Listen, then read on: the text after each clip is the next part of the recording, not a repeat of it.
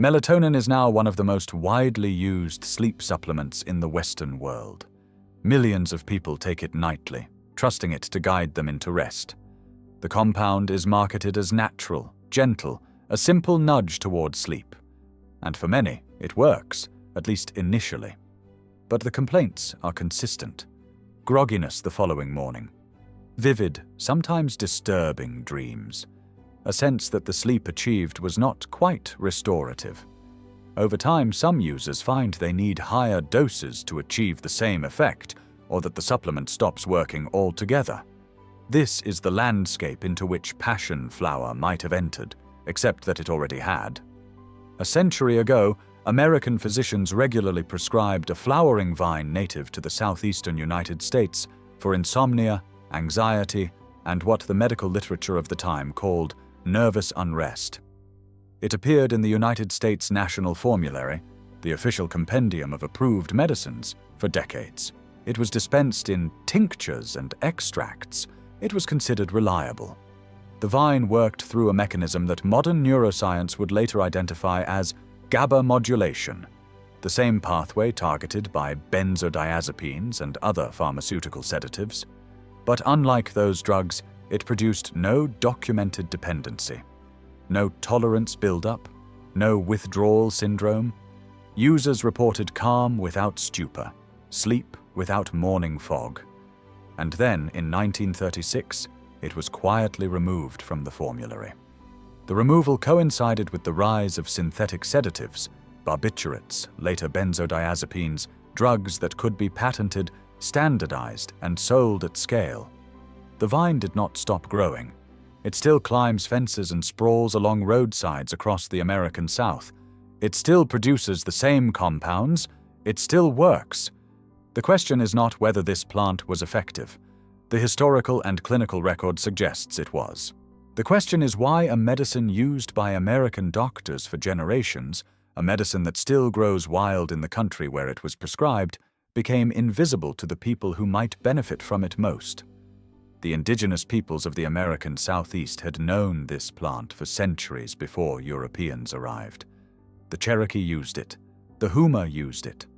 Multiple nations across the region incorporated it into their pharmacopoeias, not as a curiosity, but as a reliable treatment for specific conditions. The applications were consistent across cultures. The plant was used to calm. It was used to ease sleep. It was used for what might now be called anxiety, though the terminology of the time was different. The fruit, the small yellowish pod that matures in late summer, was eaten fresh or dried. It was aromatic, mildly sweet, with a flavor that later European observers compared to guava.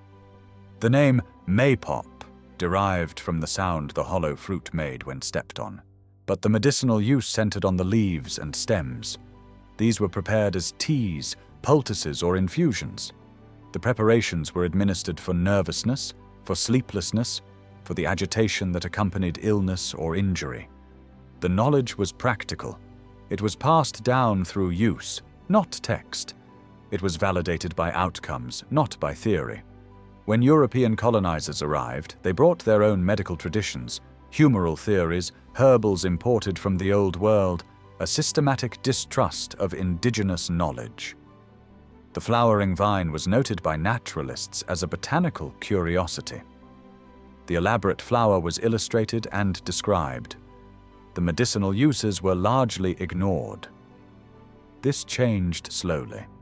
By the late 18th and early 19th centuries, some American physicians had begun paying closer attention to the plants that grew around them. The vine entered the medical literature, cautiously at first, then with increasing confidence as clinical observations accumulated. An 1839 medical text noted its use for nervous complaints. An 1867 pharmacological reference described it as a mild sedative and antispasmodic. By the 1890s, pharmaceutical companies were manufacturing standardized extracts. The eclectic physicians, a school of American medicine that emphasized botanical treatments, championed it. The applications expanded. The plant was prescribed for insomnia, for anxiety, for the nervous heart, the racing pulse and palpitations associated with stress, for what the era called neurasthenia, a vague diagnosis encompassing exhaustion, irritability, and emotional fragility. The treatments worked. The side effects were minimal. There was no dependence, no tolerance, no withdrawal. By the early 20th century, this vine had become one of the most commonly prescribed botanical medicines in America. It was mainstream. It was orthodox. It was official. And then the world changed. The transformation of American medicine in the 20th century was swift and total. Before 1900, the line between botanical and pharmaceutical medicine was blurred. Plant-derived compounds were common. Herbal preparations sat alongside synthetic drugs on pharmacy shelves. Physicians moved fluidly between traditions. By 1950, that world was gone. The shift had multiple causes. The Flexner Report of 1910 reshaped medical education, marginalizing approaches that did not fit the emerging scientific paradigm. The pharmaceutical industry consolidated, building research laboratories capable of synthesizing novel compounds. New regulatory frameworks, the Food, Drug, and Cosmetic Act of 1938, amendments in subsequent decades, favored drugs that could be precisely standardized and subjected to controlled trials. Botanical medicines did not fit easily into this new framework. Plants are variable. Their chemical composition shifts with soil, climate, season, and harvest time. A tincture made from one batch of leaves might differ measurably from a tincture made from another. This variability made standardization difficult. It made dosing imprecise. It made the new regulatory requirements hard to meet. Synthetic drugs had none of these problems.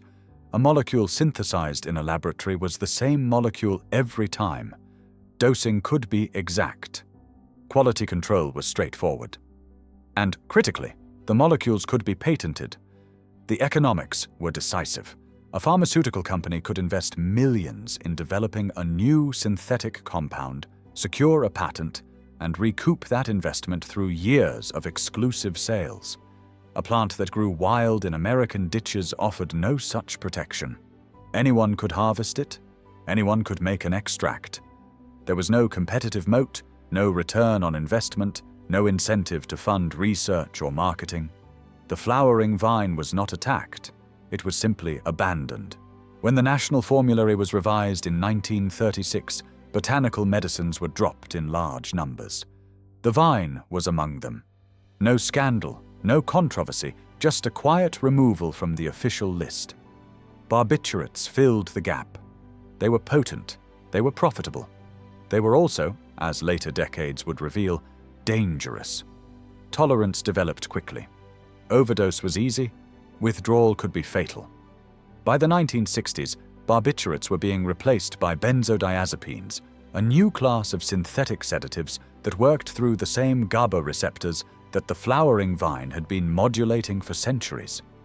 Benzodiazepines were safer than barbiturates, but they carried their own risks. Dependence, cognitive impairment, rebound anxiety upon discontinuation. The vine, meanwhile, kept growing. It climbed the same fences it had always climbed. It fruited in the same roadsides.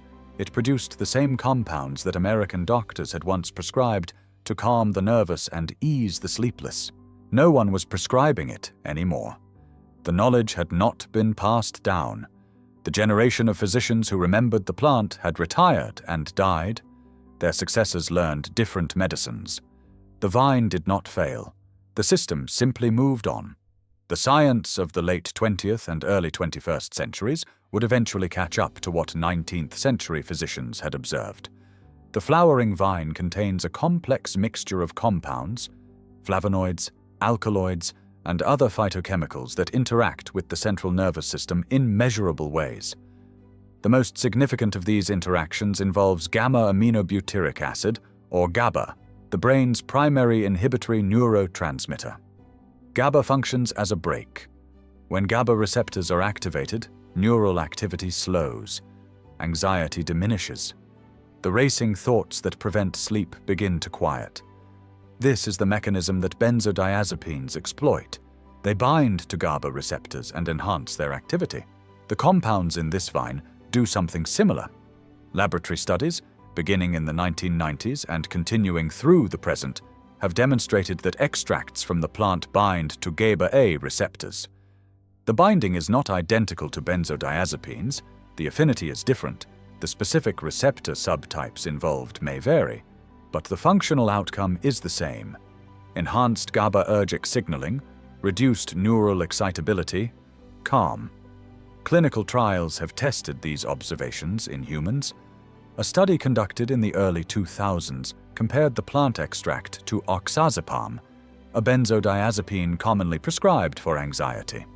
The trial was randomized and double-blind. The results showed comparable reductions in anxiety symptoms between the two treatments. But there was a difference. The benzodiazepine group reported significantly more impairment of job performance. The plant extract group did not. Other trials examined sleep. Participants given the extract reported improvements in sleep quality, faster onset, fewer nighttime awakenings, more restful mornings. Unlike many sedatives, the plant did not appear to suppress REM sleep, the phase associated with dreaming and memory consolidation. Sleep was not just longer, it was more restorative.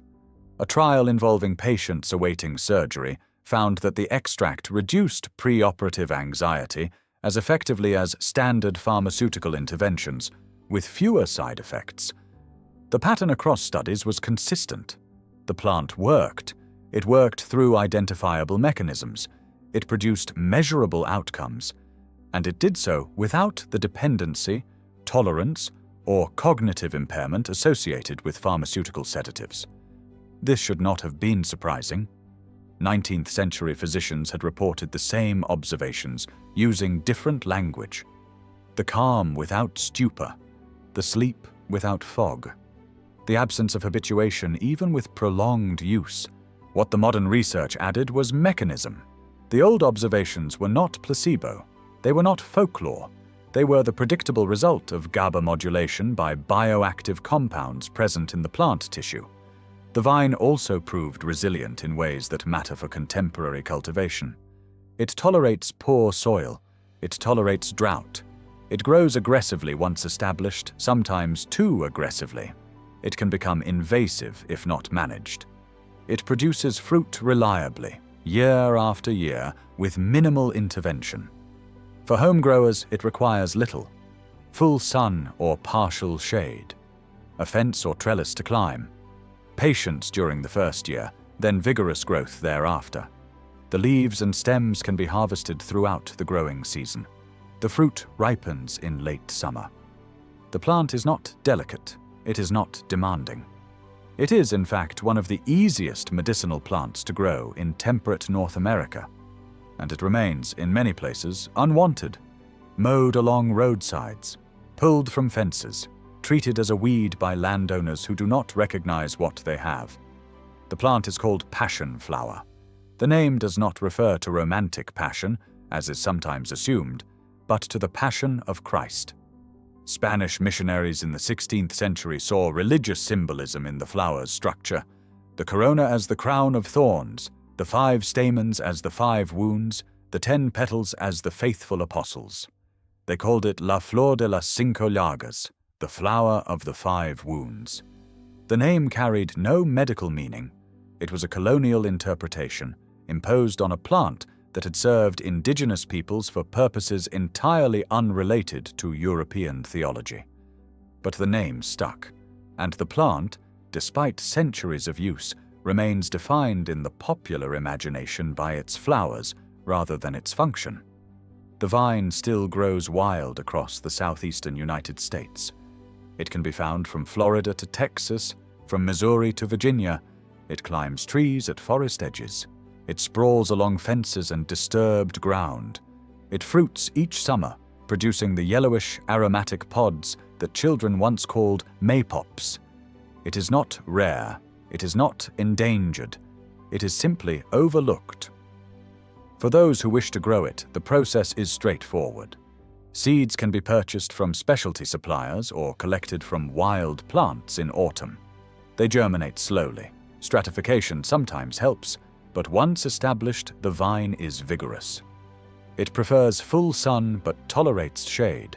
It climbs aggressively and may need management to prevent spread. The leaves and stems can be harvested at any point during the growing season. They can be dried for tea, tinctured in alcohol, or processed into extracts. The preparations are simple. The same methods that 19th century pharmacists used remain effective. The fruit, when ripe, is edible. The flavor is mild, aromatic, slightly sweet, reminiscent of its tropical relatives, the cultivated passion fruits grown in warmer climates. The seeds are edible as well, though crunchy and numerous. In Europe, this plant never fell out of use the way it did in America. German and French pharmacopoeias still list it. Standardized extracts are sold over the counter for anxiety and insomnia. The clinical research that validated its effects was conducted largely in European laboratories using European products, while the plant grew unnoticed in its native land. There is a particular irony in this. A vine native to the American South, used by indigenous peoples for centuries, adopted by American physicians, listed in American pharmacopoeias, is now primarily understood and utilized in countries that had to import it. The knowledge traveled across an ocean to return home, repackaged.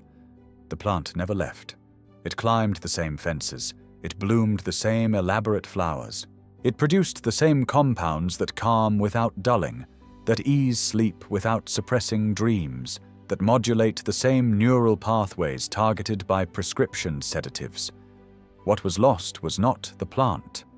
What was lost was the recognition, the understanding that this was medicine, that it worked, that it had always worked.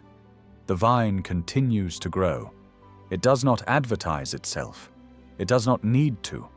It is there, in the roadsides and the thickets, in the places where we stopped looking. It simply waits.